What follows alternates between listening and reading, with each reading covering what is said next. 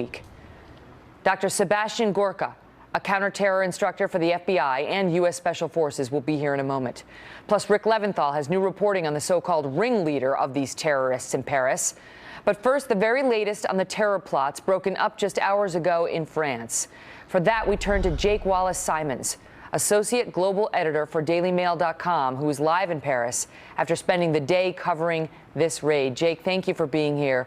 What can you tell us about this woman? Well, Megan, first, thank you so much for having me on tonight.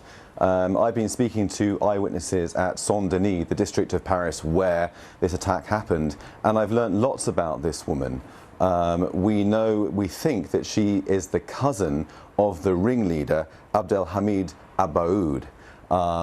We know that she had appeared to have long blonde hair, and as you mentioned in your segment just now, that she was calling for help before she appeared to detonate her suicide vest.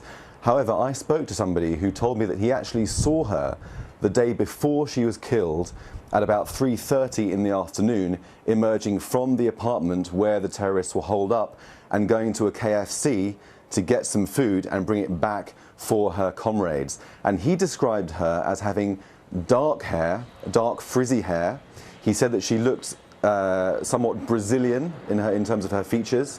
She was wearing a denim jacket and jeans and a white scarf, and that she seemed very relaxed and nonchalant, as if she didn't have any care in the world, very ordinary, just going to pick up some food for her friends. And we know that within a few hours of that time, she was dead. What can you tell us about the neighborhood in which these terror suspects were hiding out?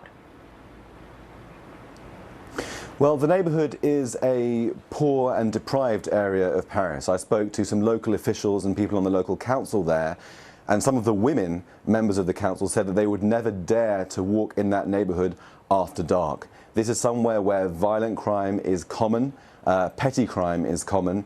In fact, when I spoke to some of the residents, they said that when they heard the shooting,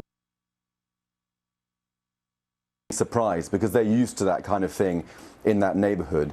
There's a large Muslim population and a growing problem with radicalization recently. During the war in Gaza, the most recent war in Gaza, there were riots on the streets where the youth took to the streets and attacked police officers.